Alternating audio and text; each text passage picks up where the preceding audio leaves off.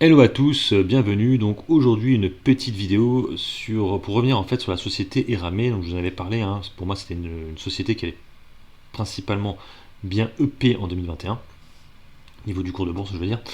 Donc je vais revenir un peu du coup sur les fondamentaux. Vous allez voir, bon, les fondamentaux c'est pas si évident que ça, hein, quand on voit les fondamentaux de la société, mais il y a actuellement un beau FOMO sur la valeur.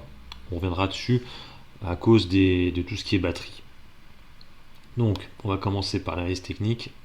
Hop, donc l'analyse technique en annuel.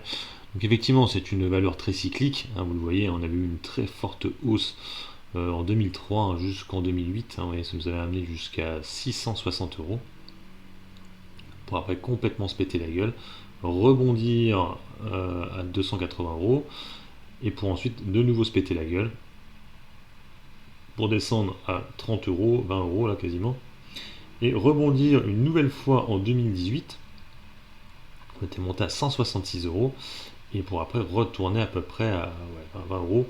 On est même descendu même plus bas pendant le confinement, là, 20 euros. Et là, ça repart en 2021. Voilà, une belle bougie verte qui annonce une nouvelle tendance haussière euh, à venir. Donc, on va regarder quand même les comptes de résultats, tout ça. Alors, vous allez voir que bon, c'est assez problématique. Faut pas trop regarder ça. Mais on va quand même les faire, hein. C'est un peu une obligation, hein. Donc voilà, les comptes de résultats de la société. Donc ils ont été donnés il y a très peu de temps, donc vous voyez que le chiffre d'affaires a été plutôt stable, hein. Bon, il y a comme 100 millions de pertes de chiffre d'affaires, mais ça reste quand même plutôt honorable, hein, vu qu'on a eu l'année 2020 assez difficile. Ce qui est beaucoup moins honorable, effectivement, vous le voyez, c'est la différence que nous avons sur le résultat opérationnel, hein, déjà, qui commence déjà à chuter de plus de moitié. Donc bon, ils disent qu'il y a des dépréciations d'actifs. Donc là, je ne les vois pas. Alors il y a ici, il n'y a que 11 millions, donc je vois pas. Ils parlent de 113 millions, on reverra après tout à l'heure la dépréciation d'actifs. Là, ils ne sont pas sur les bilans comptables. Euh, c'est peut-être là, 561 millions. Donc vous voyez, donc, du coup là on était positif. Là, automatiquement, le résultat opérationnel, ben, on passe négatif, hein, 455 millions de pertes. Pour avoir un résultat financier catastrophique et du coup un résultat net très très mauvais, encore beaucoup plus mauvais que l'année dernière qui était déjà pas top top, hein. Donc quasiment 676 millions de pertes, hein, quasiment le milliard de pertes. Moi je dis quasiment le milliard, non, on est loin, c'est bon, la moitié d'un milliard. Euh, donc ce qu'il faut savoir, c'est que du coup que les résultats nets, quand il est négatif, ça impacte la, alors, on va d'abord faire la trésorerie, ça impacte les fonds propres, mais on verra pas. Donc la trésorerie, elle, a plutôt bien EP par contre, hein. Vous voyez que bon, on était à 556 millions en 2020, en début de l'exercice, en clôture, on est à 1 milliard 461 000. Donc ça veut dire qu'ils ont pas mal de liquidités pour faire des acquisitions, des choses comme ça, donc c'est plutôt bien. Ils sont liquides actuellement en période de crise, c'est pas plus mal. Donc je vous le disais tout à l'heure, voilà, les fonds propres, les capitaux propres de la société, donc voilà, hein, c'est là où on voit que la baisse a eu lieu, et ici on était à 1,6 milliard, on n'est plus qu'à 997 millions. Donc très forte baisse des capitaux propres, bah, à cause du résultat négatif, hein. Donc c'est problématique aussi. Alors nous allons voir un peu les news qu'il y a eu durant cette année. Alors vous allez voir que les news sont pas très très bonnes non plus. Euh, donc là, tout ce qui est en rapport avec le manganèse, c'est Comilog exploite des mines et les complexes. Bon, ils donnent leurs différentes sociétés en fait, hein. Voilà, c'est toutes les sociétés qu'ils ont. Donc Comilog, la société Nickel SLN qui est un peu en problème en ce moment, la société Eramé en Douville.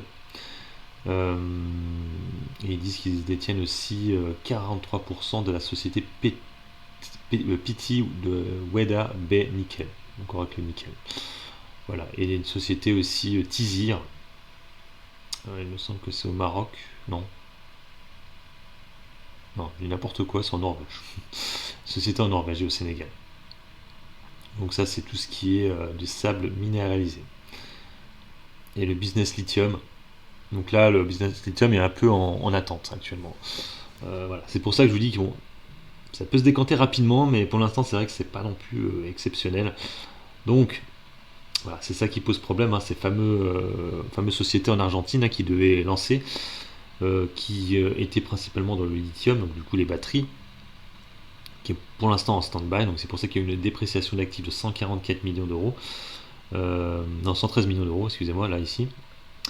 Donc, voilà. Donc ça, quand ça va se lancer, ça va déjà plutôt beau, hein. Il faut savoir que le projet, ils l'ont toujours, hein, vous voyez, ce gisement reste un bel actif à fort potentiel pour le groupe dans les années à venir. La compétitivité du procédé la positionne dans la première quartile de la courbe du cash cost de l'industrie de lithium, avec des ressources drainables très significatives de près de 10 000 mégatonnes. Donc voilà, autre mauvaise nouvelle, on a aussi l'arrêt de la production de manganèse métal. Donc là aussi, il y a eu pas mal de rébellions au Gabon, hein. Voilà, et le plan de sauvetage de nickel et sélène. Donc c'est vrai que bon, hein, niveau du news flow, c'est pas bon du tout, hein, faut être honnête, c'est pas bon du tout. On peut même se demander comment ça se fait qu'elle ne fait que monter, hein. Donc on va regarder un peu aussi les résultats sur plusieurs années. Donc sur le chiffre d'affaires, on a un chiffre d'affaires qui évolue plutôt négativement, on le voit, hein, 3 milliards 7, 3 milliards 6, 3 milliards 5. Donc là c'était ceux de 2020, hein. Et un résultat net qui lui aussi évolue très négativement, hein, 53 millions en 2018, 184 millions de pertes en 2019 et 675 millions de pertes en 2020. Voilà, donc ce qui fait qu'un bénéfice net par action qui est très mauvais. Voilà, les capitaux propres qui a du coup encore plus baissé que sur le document qu'on a vu. On était à 1,3 milliard et là on est à 764, donc c'était pas ce qu'on avait vu tout à l'heure.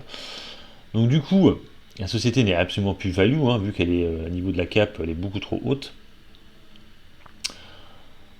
Donc voilà, c'est vrai que c'est pas extraordinaire au niveau de ses fondamentaux.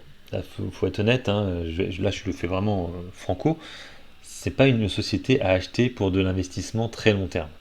Parce que là pour l'instant, il n'y a pas rien qui nous dit que ça va repartir à la hausse, hein. Typiquement, beaucoup de problèmes. Ce qui n'empêche, je vous remonte juste rapidement, vite fait aussi, bon, c'est une société qui, ça lui est arrivé de verser des dividendes, hein. Donc vous voyez, elle avait versé 2 dividendes en 2017 et 2018, ils avaient de nouveau arrêté d'en verser, vu que les résultats nets étaient négatifs. Voilà, donc du coup, on va voir aussi les positions short sur la valeur. Donc ce qui est un peu rassurant, hein, entre parenthèses, c'est que pour l'instant, en 2021, on n'a pas eu de renforcement de position short sur Eramé. On a eu que, bon, Citadel, la dernière position short, ça remonte à quelques temps en arrière déjà, c'était en octobre, et les autres c'était en septembre. Alors vous voyez, en plus en septembre, c'était Marshall ou Weiss qui ont retiré des positions. Vous voyez que ça diminue. Vous voyez, on est à 0,61, 0,59, 0,49, voilà, donc ils ont diminué leur position short sur la valeur. Citadel, elle, elle est rentrée en position en fait, hein, elle a mis une position short à 0,48. Donc Maréchal a allégé, Valéon est rentré dessus à 0,49 aussi. Donc Maréchal a toujours allégé, il est allégé, et AHL aussi a toujours sa position. Donc on a quand même une bonne grosse position short sur la société Ramé, une société qui est quand même plutôt shortée, on va dire. Donc ça à prendre en compte, mais bon, on voit que certains ont quand même allégé leur position en short. Voilà, donc du coup, avec tout ce qu'on a vu, on va aller voir un peu niveau graphiquement parlant ce que ça donne. Hop, voilà. Donc ce qu'on voit, c'est qu'effectivement, la société, alors on va revenir en journalier, parce que là on est en annuel, et du coup ça parle pas vraiment. Voilà. Donc ce que l'on voit, donc là c'était la dernière hausse, hein, celle de 2018 que vous voyez ici, hein, 167 euros.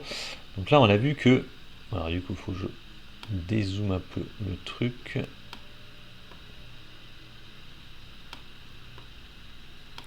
On voit que sur la société on a un palier là, actuellement vers les 60 euros.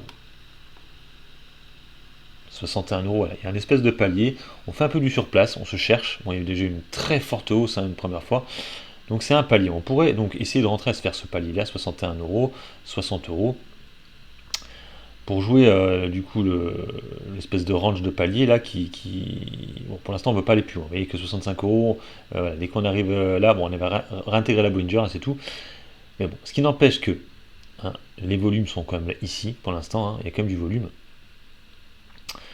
Malgré les grosses baisses de marché, elle se maintient au-dessus des 60 euros pour l'instant.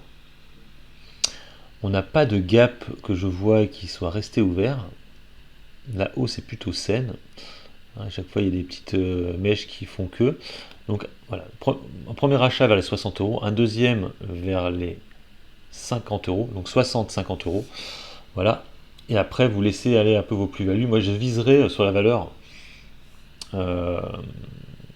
sachant qu'il y a une grosse pénurie hein, des matières premières en ce moment. Je viserai dans un premier temps les 72 euros. Bon, c'est pas beaucoup là actuellement, vu les niveaux où on est. Voire carrément les 96-100 euros sur la valeur d'ici un an. Voilà, d'ici un an, après avoir ce que va donner ses comptes hein, de résultats, ses comptes semestriels surtout, pour l'année 2021, donc ils ne seront pas donnés avant milieu d'année. Hein. Mais voilà, ça reste comme une valeur qui est très spéculatrice. On voit qu'il y a de la demande, on voit que les volumes sont là à l'achat. Les terres rares qui posent énormément de problèmes actuellement, donc c'est une société qui va être énormément recherchée par les investisseurs court terme et les traders. Voilà. Après, sur l'investissement long terme, on voit que bon, c'est un peu compliqué parce que bon, la société fait vraiment des hauts et des bas. Voilà, l'investissement long terme, c'est un peu compliqué. Vous voyez, on était beaucoup plus haut là, on est descendu là, on est de moins en moins haut à chaque fois. Et les plus hauts sont de plus en plus bas à chaque fois. Donc là, c'est pour ça que je viserais peut-être les 100 euros, voilà, pas beaucoup plus haut. Voilà, bon j'arrête là ma petite vidéo, donc n'hésitez pas à mettre des commentaires sous la vidéo, et vous abonner à la chaîne si vous aimez le contenu, des petits pouces bleus c'est motivant. Allez, sur ce, je vous laisse, bon investissement à tous, bon trade, ciao.